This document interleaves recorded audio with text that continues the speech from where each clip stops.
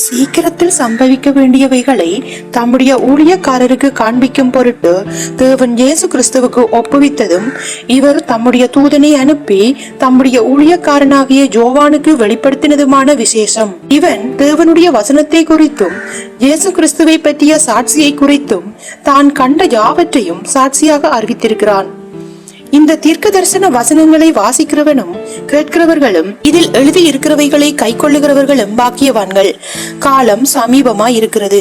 யோவான் ஆசியாவில் உள்ள 7 சபைகளுக்கும் எழுதுகிறதாவது, இருக்கிறவரும் இருந்தவரும் வருகிறவருமானவராலும் அவருடைய சிங்காசனத்துக்கு முன்பாக இருக்கிற 7 ஆவிகளாலும் உண்மையுள்ள சாட்சியும் மரித்தோரில் இருந்து முதற் பிறந்தவரும் பூமியின் ராஜாக்களுக்கு அதிபதியும் ஆகிய இயேசு கிறிஸ்துவினாலும் உங்களுக்கு கிருபையும் சமாதானமும் உண்டாவதாக.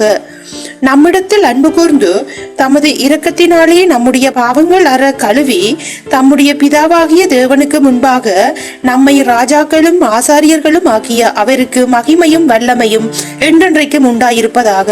ஆமேன். இதோ மேகங்களுடனே வருகிறார். கண்கள் யாவும் அவரை காணும். அவரை குத்தினவர்களும் அவரை காண்பார்கள். பூமியின் கோத்திரத்தார்கள் எல்லாரும் அவரை பார்த்து புலம்புவார்கள். அப்படியே ஆகும். ஆமேன். இருக்கிறவரும் இருந்தவரும் வருகிறவருமாகிய சர்வ வல்லமை உள்ள கர்த்தர், நான் அல்பாவும் ஒமேகாவும் ஆதியும் அந்தமுமாயிருக்கிறேன் என்று திருவிழம் பெற்றுகிறார். உங்கள் சகோதரனும் இயேசு கிறிஸ்துவின் நிமித்தம் வருகிற உபத்திரவத்திற்கும் அவருடைய ராஜ்யத்துக்கும் அவருடைய பொறுமைக்கும் உங்களுடன் பங்காளனுமாய் இருக்கிற யோவானாகிய நான் தேவ வசனத்தின் நிமித்தமும் இயேசு கிறிஸ்துவை பற்றிய சாட்சியின் நிமித்தமும் பத்மோ என்னும் தீவில் இருந்தேன். கர்த்தருடைய நாளில் ஆவிக்குள்ளானேன். அப்பொழுது எனக்கு பின்னாலே எக்காலம் போன்ற பெரிதான ஒரு சத்தத்தை கேட்டேன். அது, நான் அல்பாவும் ஒமேகாவும் முந்தினவரும் பிந்தினவருமாய் இருக்கிறேன். நீ காண்கிறதை ஒரு புஸ்தகத்தில் எழுதி ஆசியாவில் இருக்கிற எபேசோ, சிமிர்னா, பெர்கமு, தியத்தீரா, சர்தை, பிலதெல்பியா, லவோதிக்கேயா என்னும் பட்டணங்களில் உள்ள 7 சபைகளுக்கும் அனுப்பு என்று விளம்பினது. அப்பொழுது என்னுடனே பேசின சத்தத்தை பார்க்க திரும்பினேன். திரும்பின போது 7 பொன் குத்துவிளக்குகளையும் 7 குத்துவிளக்குகளின் மத்தியில் நிலை அங்கி தரித்து மார்பருகே பொற்கட்சை கட்டியிருந்த மனுஷகுமாரனுக்கு ஒப்பானவரையும் கண்டேன். அந்த 7 குத்துவிளக்குகளின் மத்தியிலே நிலையங்கி தரித்து மார்பருகே பொற்கட்சை கட்டியிருந்த மனுஷகுமாரனுக்கு ஒப்பானவரையும் கண்டேன். அவருடைய சிரசும் மயிரும் வெண் பஞ்சை போலவும் உறைந்த மழையை போலவும் வெண்மையாயிருந்தது. அவருடைய கண்கள் அக்கினி ஜுவாலியை போல் இருந்தது.